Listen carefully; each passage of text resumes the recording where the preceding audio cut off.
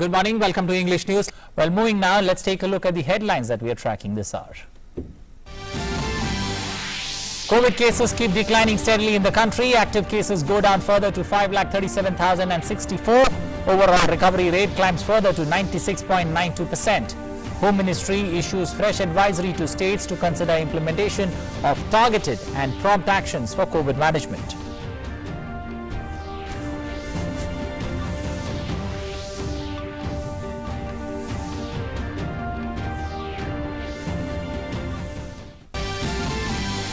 External Affairs Minister Dr. S. Jaishankar says international cooperation is the answer to the COVID challenge, be it vaccines, medicines, PPEs or oxygen.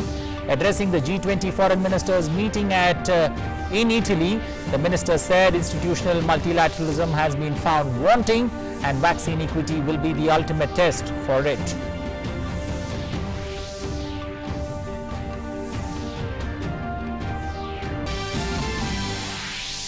US House passes resolution calling for Biden administration to facilitate COVID aid to India. Says India's pharma industry is a vital part of the global solution to the COVID-19 pandemic.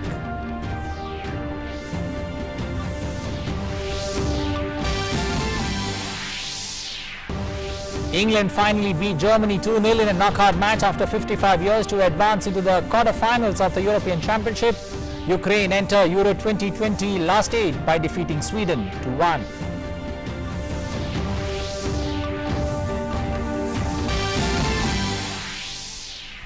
Serena Williams dreams of winning an 8th Wimbledon singles title and equaling Margaret Court's Grand Slam record of 24 ends in tears after injury.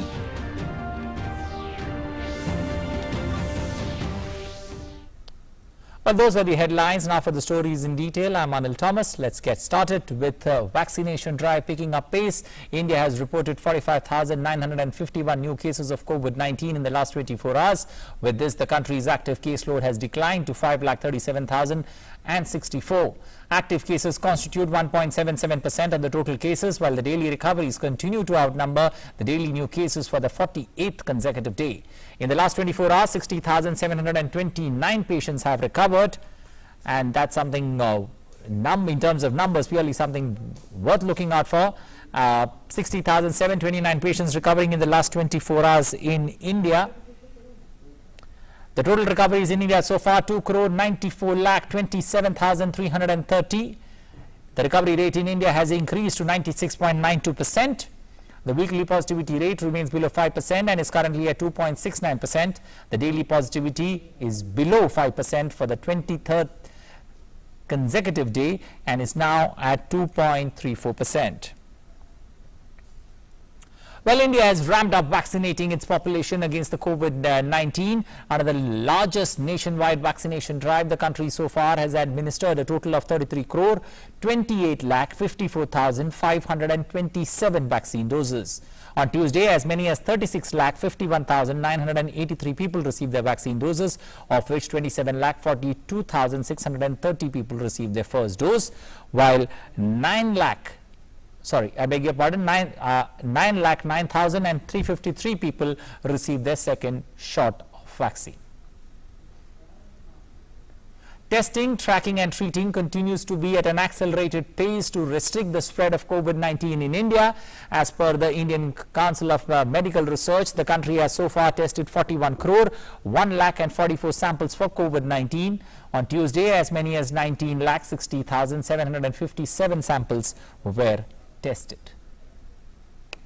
The Union Health Ministry has added more heft to the vaccination battlefront against COVID-19 by granting emergency use authorization to a fourth shot, which will soon become available in the country. New drug permission has been green-lighted for Moderna's vaccine, which will be imported into the country in the coming days. Here's more in this report. The Union government is committed to accelerating the pace and expanding the scope of COVID-19 vaccination throughout the country. The vaccination drive has been ramped up to control COVID-19 across the nation. India on Tuesday made way for the fourth coronavirus vaccine. New drug permission has been granted to Moderna, the first internationally developed vaccine. New drug permission has been granted to Moderna. This is the first internationally developed vaccine for which now such permission exists today. And as I said, this new drug permission for restricted use, which is the other name for emergency use authorization, is now in operation. And this potentially opens up a clear possibility, clear likelihood of this vaccine being imported into India. The Union Health Ministry on Tuesday reiterated that COVID-19 vaccines which are being administered in India are safe for lactating mothers. क्या ये चारों vaccine lactating women को स्तनपान कराती हुई महिलाओं को देने चाहिए, देने जा सकते हैं, सेफ हैं? The answer is yes, yes and yes. ये सारे वैक्सीन स्तनपान कराती हुई महिलाओं को लेने हैं, ये बिल्कुल सेफ है। और जैसे मैंने पहले भी क्लैरिफाई किया कि स्तनपान कराइए, वैक्सीन लीजिए, उसके बाद फिर स्तनपान कराइए जैसे भी बच्चे को जरूरत है। The Health Ministry also said India surpassed the US in COVID-19 vaccination. 30 crore का जो बेंचमार्क था, अगर जो अवेलेबल डेटा कहता है कि यूनाइटेड स्टेट्स ने 174 दिन लिए, इंडिया ने उसी 30 करोड़ बेंचमार्क को 159 डेज में कवर किया। इसी के साथ ही 31 करोड़ का बेंचमार्क जहां यूनाइटेड स्टेट्स में 183 डेज लगे, इंडिया ने उसको केवल 2 दिन बाद ही यानी कि 161 डेज में पूरा किया।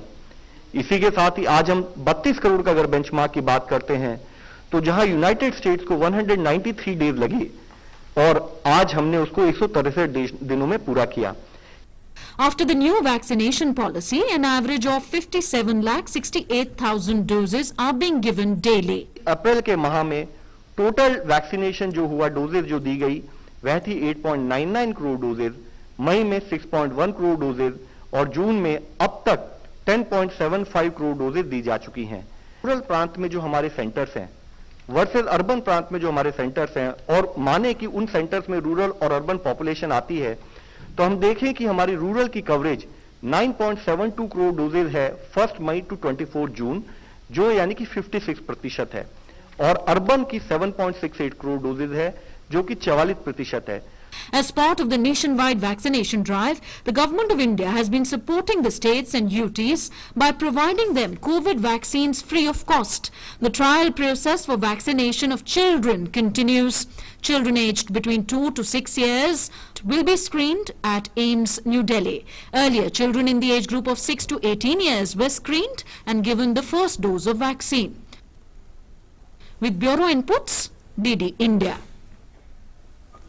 Prime Minister Narendra Modi will interact with beneficiaries of Digital India tomorrow at 11 a.m. via video conferencing. The program has been organized by the Ministry of Electronics and Information Technology on the occasion of Digital India completing 6 years since its launch by the Prime Minister on the 1st of July 2015.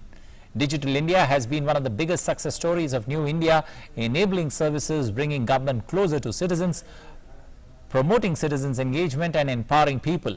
Union Minister of Electronics and IT will also be present on the occasion.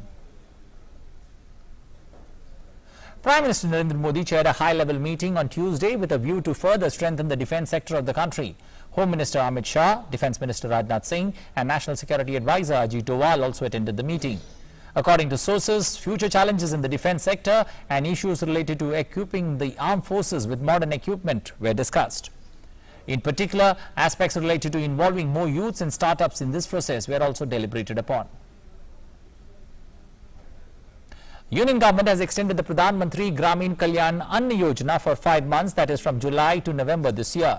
Further allocation of 198.78 lakh metric ton food grains have been made under the PMGKAY4 for July to September. Lifting of food grains has been started by 8 states: Chhattisgarh, Gujarat, Haryana, Himachal, Kerala, Odisha, Telangana and Tripura. Over 106,000 lakh metric ton food grains have been lifted till Monday under PMGKAY3. Food Corporation of India had supplied 77.42 lakh metric tons of free food grains to all 36 states and union territories so far. 23 states and union territories have so far lifted the full allocation for May and June this year.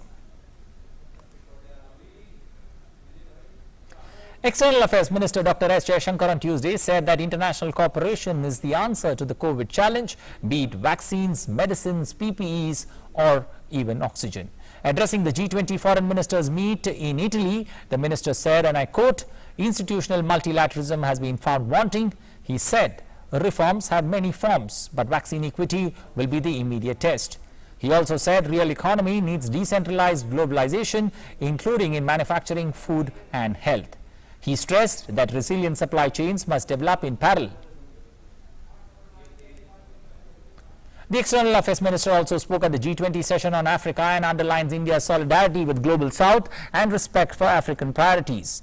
Dr. Jaishankar said India will step up its digital cooperation in health, education and capacity building. He further said India will work closely on health and food security, responding to the COVID impact. And our development projects will continue to progress, especially in power, water, agriculture and IT sector.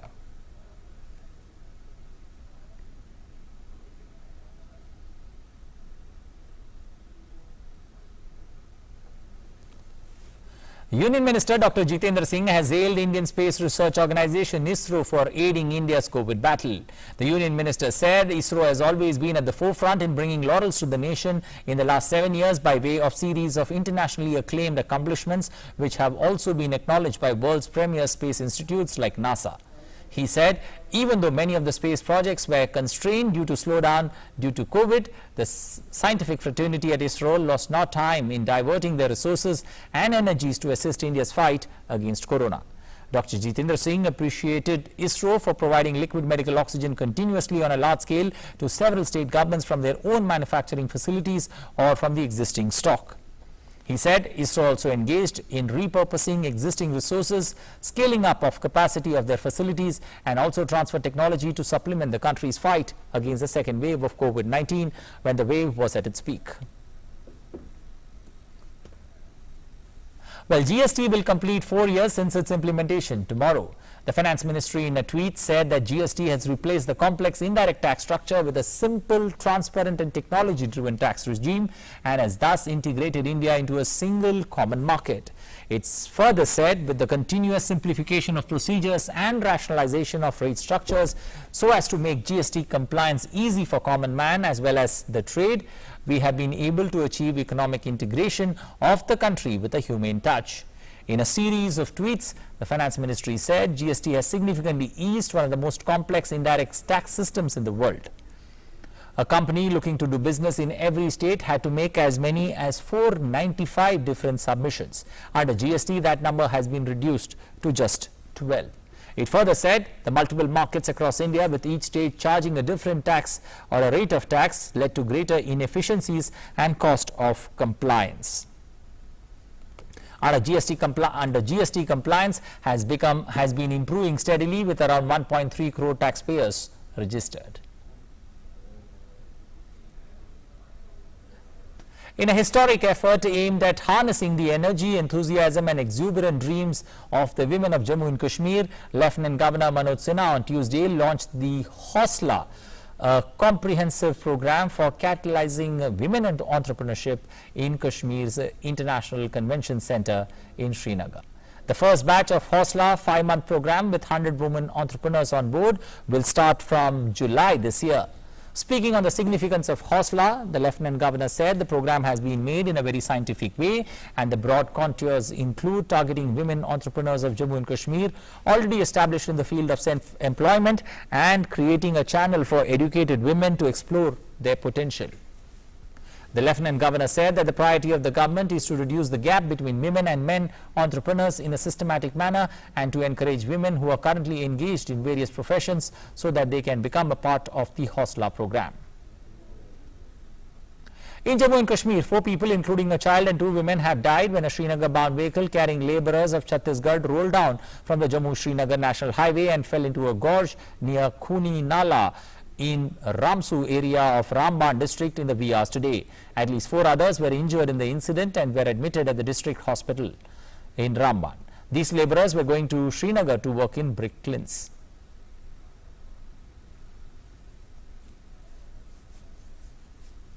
A quick check on COVID-19 numbers across the world on how the numbers are. 18 crore 25 lakh people infected by the virus, 16 crore 71 lakh recoveries from COVID-19, 39 lakh 53,000 deaths from COVID-19 across the world. United States worst affected in terms of infections, in terms of fatalities, in terms of infections, 3 crore 45 lakh, in terms of death, over 6 lakh 19,000.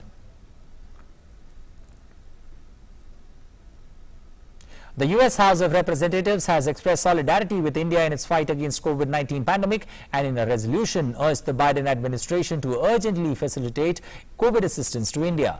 The resolution was tabled in the US House of Representatives in May. The bipartisan resolution recognizes that when the US was in the midst of a devastating spike in COVID cases, India lifted its export ban on certain therapeutics in response to an request by the US government. Sherman and Cabot are co-chairs of the House India Caucus. Among 41 co-sponsors, 32 lawmakers from the ruling Democratic Party and another 9 from the Republican Party. The resolution recognized that India's pharmaceutical industry is a vital part of the global solution to the pandemic, especially for much of Asia, America and Latin America. On to sports, Artem Dovik scored in added time as Ukraine edged out 10-men Sweden at Hampden to set up at Euro 2020 quarter-final with England.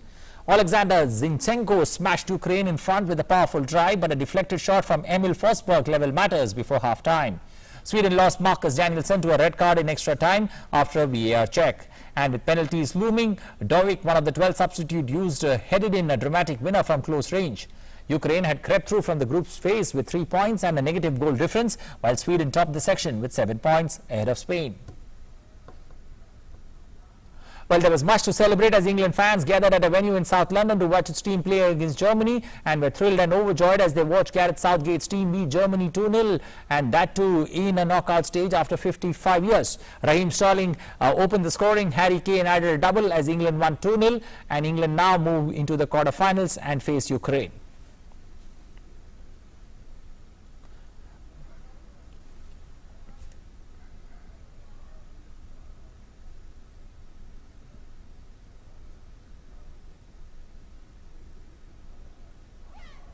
Well, tears of joy, especially for the fans, as England now get ready to play a quarter-final in Rome and then look for a semi-final and final at the Wembley. We'll have to wait and watch what happens to the Three Lions. Well, that's all we have time for in this edition of News. Thanks for watching. You take good care of yourself. Stay safe, stay healthy, stay happy. Bye-bye.